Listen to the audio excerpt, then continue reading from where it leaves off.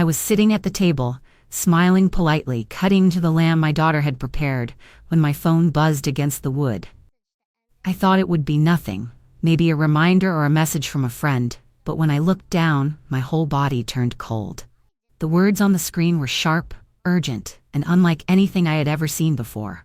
"Don't react. Just leave the house now."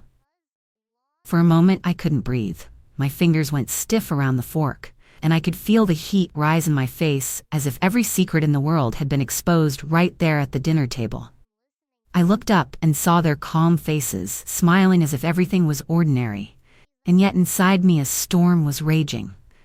My heart pounded so loudly I thought they might hear it, but I forced myself to keep quiet, to keep still, while every part of me whispered that this was no ordinary night. Thank you for watching and giving me a little of your time. It truly means more than I can say. And before I go on with my story, I would love to know where you are watching from. So please leave me a comment and let me know.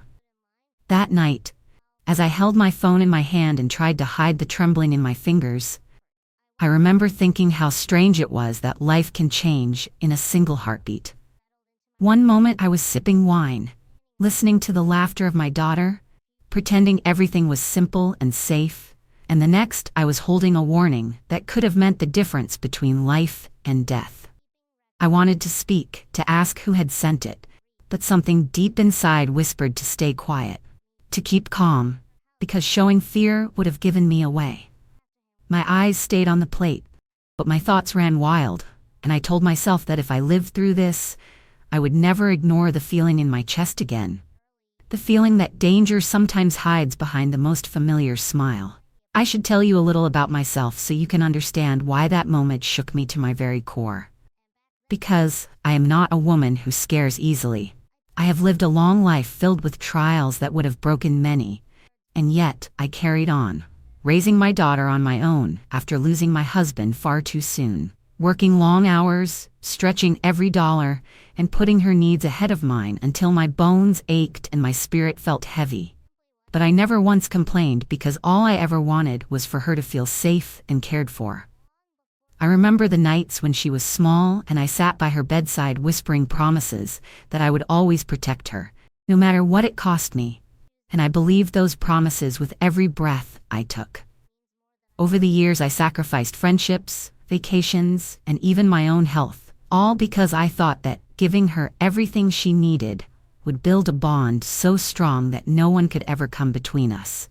And yet as I sat at that dinner table watching her pour another glass of wine for her husband, I realized that sometimes even a lifetime of devotion does not shield you from betrayal.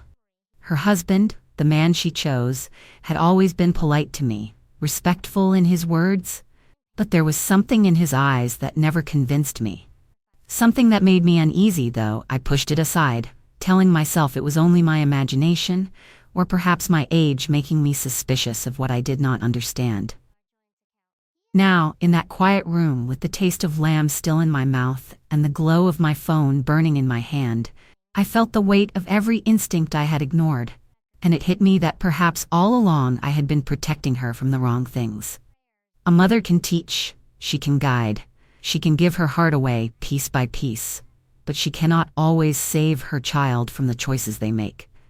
And that truth sat heavy in my chest as I realized that the very love that once kept us close had blinded me to the dangers creeping right into her life. That night, I saw not only the face of my daughter, but the reflection of all my sacrifices, and I wondered if everything I had endured had been for nothing, or if in some strange way, fate was giving me one last chance to save myself before it was too late. The air in that dining room felt heavier with every second. The laughter from my daughter seemed distant, almost hollow, and I found myself gripping the edge of my chair just to steady my hands. The words on that message echoed in my mind again and again. Don't react. Just leave the house now. And I knew that if I hesitated, even for a moment, I might not get another chance. I forced myself to smile, to take a sip of wine, as if nothing had changed. Though my heart beat so hard, I thought the glass might slip from my fingers. I glanced at the man she had married, his voice smooth, his smile practiced, and for the first time I saw the cracks in that mask he always wore. The way his eyes shifted too quickly when I looked at him. My daughter was too trusting, too eager to believe in the life he promised her. And I wanted to scream at her to open her eyes, but the message warned me not to react, and so I sat in silence, swallowing my fear. At that moment, I understood that love had blinded her, just as it had blinded me, and if I didn't follow that warning, I might not walk out of that house alive. I sat there with my fork resting against the plate, pretending to listen, pretending to breathe evenly. But inside I was sinking into memories that now came back to me like a flood I could no longer hold back. Because every little thing I had ignored suddenly stood out with sharp edges. And I realized that this moment was not born out of nothing. It had been building for years. I thought about the day my daughter told me she was marrying him, how he shook my hand firmly and spoke about stability and opportunity. But I noticed even then that his eyes shifted too quickly, never holding mine for long. And though my heart tugged at me, whispering that something was off, I silenced it because I wanted to believe in her happiness more than I wanted to believe in my instincts. I thought about the times when money appeared suddenly, expensive gifts wrapped in ribbon that she brushed off as simple rewards from his hard work, even though his work was always described in vague words, always just business, always meetings in places she could not name. And every time I questioned, he would smile with perfect calm and remind me that I was worrying too much, that times had changed and opportunities looked different now. I thought about the day she signed a pile of papers he placed before her, her hand moving quickly while he kissed her cheek, and I remember asking, what was it all for? And she laughed softly and said I was old-fashioned, that I did not need to worry about details because he was handling everything. Even then, something inside me clenched, but I said nothing, because I wanted to believe she was safe. And I told myself that a mother who raised her alone could not afford to push too hard, could not risk being pushed away. And so I swallowed my doubt. Sitting at that table with the glow of the phone still burning in my lap, I finally saw the truth that had been waiting in the corners of my mind. The truth I had been too afraid to admit. I had allowed love to cover my eyes. I had chosen silence over suspicion, and now silence had nearly cost me everything. My hands trembled as I placed the fork down slowly, because what I understood in that moment was not just that he was hiding something dangerous, but that she, my own daughter, had unknowingly tied herself to it. And my heart broke as I realized that I had lost her long before this dinner. I had lost her the moment she believed his promises over my warnings. That message, those words from a stranger who cared enough to warn me, had pulled me out of the storm just in time. And as my mind pieced together the betrayals I had ignored, I knew one thing with absolute certainty. If I stayed even a moment longer at that table, my love for her would not be enough to save me from the darkness he had brought into her life. As I sat frozen in that chair, every instinct in me screaming to stand and walk out, I kept thinking about the message that had appeared as if from heaven itself. A message from someone I did not know, someone who clearly saw more than I ever could. And I could not help but wonder who it was that had reached out to me at the very moment I needed it most. Was it someone in law enforcement, someone who had been watching the house and noticed me sitting there at the table unaware of the danger I was in? Or was it a neighbor, a quiet friend who had seen things I had chosen not to see? A silent witness who decided to protect me when my own family would not. I replayed the words over and over. Don't react, just leave the house now. And I realized the choice of words mattered. Because it was not a suggestion, it was a command, and whoever sent it knew exactly what was about to happen. My pulse hammered in my ears as I looked at my daughter, her soft smile, her trust in the man sitting beside her, and I thought about how blind she was to the storm she had walked into. Blind because she believed in him the way I once believed in promises that never came true. The thought that someone out there knew the truth when I had refused to see it made my chest ache, because all along there were signs. All along someone must have been gathering the pieces, and while I loved her too much to see clearly, a stranger had been watching. And that stranger saved me. I thought of how life works in such cruel ways, that sometimes it is not the people you gave your life to who protect you, but someone with no blood tie, no memory shared, no history written together. And that realization cut deep, because it meant that the bond I believed was unbreakable between a mother and her daughter had already cracked without me noticing. My mind drifted back to nights when I prayed for her safety, whispered prayers into the dark, and maybe those prayers were answered through that unknown number. Because as much as I longed for it to be her protecting me, it was not. It was someone else. Someone hidden in the shadows who saw the danger rising and decided I should not pay the price for it. My throat tightened with the weight of betrayal, the sting of love wasted, but also with a strange sense of gratitude, because though my own flesh and blood had pulled me into that home of secrets, it was a faceless ally who pulled me back out. And that is something I will never forget, no matter how much it breaks my heart to admit. I sat there trying to steady my hands, every part of me torn between the need to obey that message and the fear of giving myself away too soon, because I knew one wrong glance, one wrong breath, could make them suspect that I knew something I should not know. The air felt heavier with every passing second, and I realized I had to make a choice. Either stay and risk being swallowed by whatever storm was about to break, or stand up with dignity and walk away before it was too late. My heart told me to move, my instincts told me to move, and yet I hesitated because walking away meant leaving my daughter behind. It meant accepting that she was no longer mine to protect, that she was already too far gone into the life her husband had built around her. I swallowed hard, forcing my body to obey what my spirit already knew, and I lifted my eyes from the plate, managing a small smile, telling them that the meal was wonderful, that I had enjoyed my evening, and that I was feeling tired and would be heading home. My voice trembled slightly, though I tried to mask it with warmth. But in my chest, my heart hammered against my ribs so loudly, I thought it would give me away. My daughter's eyes widened in surprise. She asked me to stay a little longer. Her husband added with that calm tone of his that the night was still young, but I simply placed my napkin down carefully and said that I must be going. Each word felt like a stone in my throat, but I pushed them out, knowing that this was the only way to live through the night.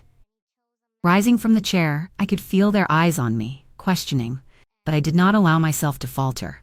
I picked up my purse slowly, nodded with a smile that felt like glass cracking on my face, and walked toward the door. My legs felt heavy as though chains were wrapped around them, but I kept moving.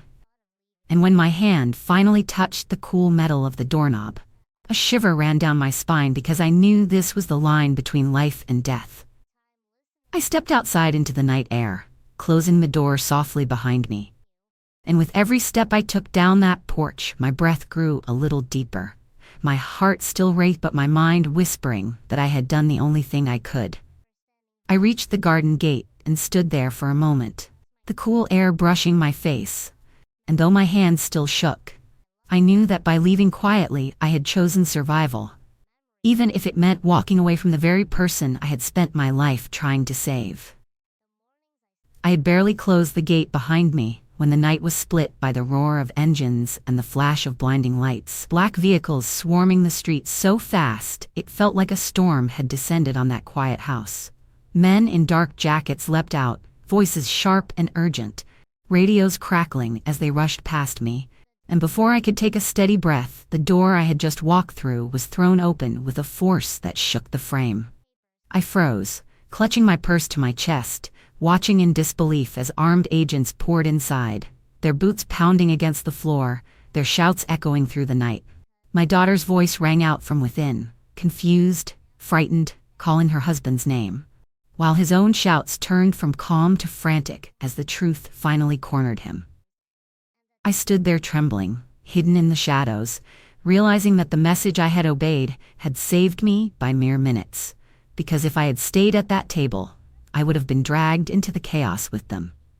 I stood by that gate unable to move, my legs rooted to the ground as if the earth itself was holding me in place, and all I could do was watch as the house that once felt like a place of warmth was swallowed by flashing lights and heavy footsteps.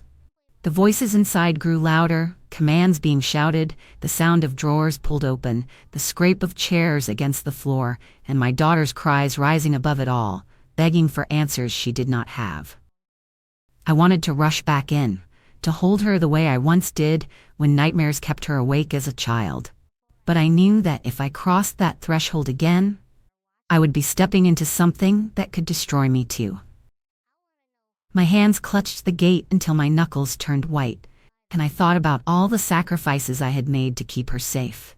All the years I spent protecting her from the world, only to realize that the danger she faced was not out there. It was in the very man she chose to trust. The pain of that truth cut deeper than any wound I had ever known, because I saw her face pressed against the window for a moment, her eyes wide with confusion, her lips moving as if calling for me, and yet I could not bring myself to step forward. I could not let my love pull me back into the fire she had walked into willingly.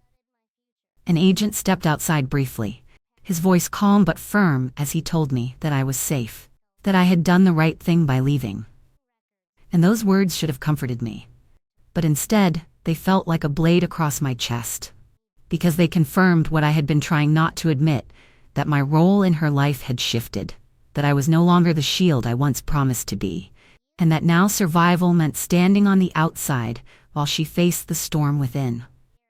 I watched until the last shout quieted, until the front door stood open with agents moving in and out like shadows, and in that stillness I realized I was breathing again, shallow and broken, but alive. And though the night was filled with chaos, in that moment I understood the heavy cost of obeying that warning. I had saved myself, but in saving myself, I had left her to the choices that would now bind her forever. In the days that followed, the weight of that night pressed down on me in ways I cannot fully put into words. Because even though I was not the one taken away in handcuffs, I carried scars that no one could see. Everywhere I went, I felt eyes on me. The whispers in the grocery store, the pitying glances at church, the hushed conversations that stopped the moment I walked by. And though no one said it to my face, I knew what they were thinking. How could a mother not know what was happening under her own roof? How could she sit at the table with her daughter and son-in-law and not see the truth staring back at her? That shame clung to me like a second skin, heavier even than the sorrow, because I was left alone to answer questions I had no answers for, while my daughter sat behind cold walls, her silence stretching further with every letter I wrote that went unanswered. I tried to tell her I believed in her, that she was stronger than the mistakes she had signed her name to, but my words came back to me like echoes in an empty room. No reply, no sign that she even read them. Nights were the hardest, when I would sit by the window, staring at the dark street, replaying every choice I had made, every warning I had ignored, and wondering if love had blinded me so completely that I had placed her directly into the hands of a man who was already walking in shadows.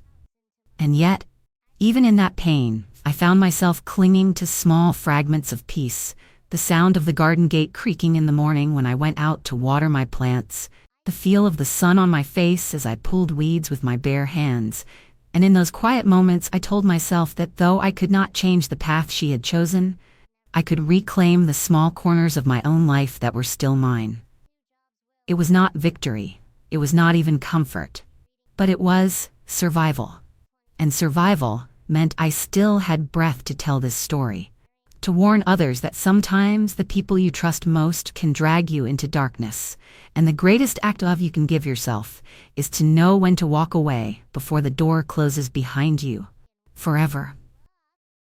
There were nights when I would lie awake staring at the ceiling, the silence of the house pressing down on me until it felt like I could hardly breathe.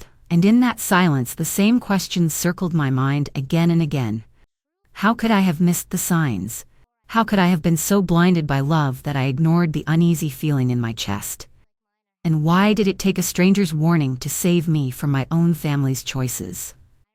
I wrote letter after letter to my daughter, pages filled with memories, with forgiveness, with reminders of who she used to be, the little girl who once held my hand so tightly at the market because she was afraid of being lost in the crowd.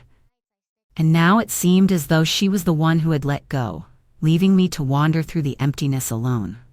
None of those letters were answered. None were even acknowledged.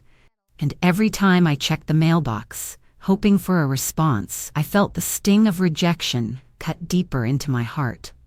People on the outside thought time would ease the wound, but time only made it worse. Because each day that passed without a word from her reminded me that betrayal does not always come with shouting or anger. Sometimes it comes with silence that grows louder than any scream. I tried to keep my hands busy, kneading bread in the kitchen the way I used to when times were hard, folding laundry slowly just to hear the sound of fabric moving, trimming the roses in the garden until my fingers were sore. But no matter how much I tried to fill the hours, the emptiness inside me grew heavier. I would see mothers and daughters walking together on the street, laughing about something small, and the sight pierced through me like glass.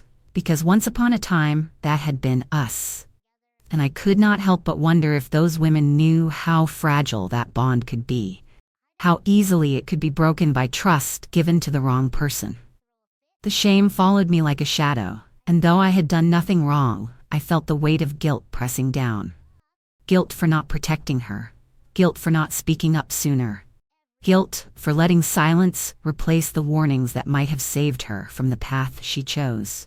And yet, in the quiet moments, sitting alone with a cup of tea gone cold, I would whisper to myself that surviving that night was not betrayal, it was necessary.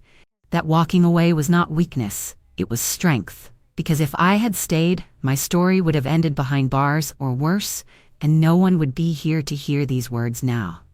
It is a hard truth, one that still aches in my chest, but I have learned that sometimes the greatest love you can show is not in clinging to someone who has chosen their own ruin, but in stepping back, even when it tears you apart, and letting them face the storm they created. When the trial finally began, I sat in the back of the courtroom, hands folded tightly in my lap, my heart pounding as though every word spoken was meant for me alone. And though I wanted to shrink into the shadows, I forced myself to stay because I needed to hear the truth with my own ears. The prosecutors laid out the evidence like stones on a cold table. Account after account, paper trails that wound through false charities, shell companies, and secret transactions. And each piece was like a dagger twisting deeper.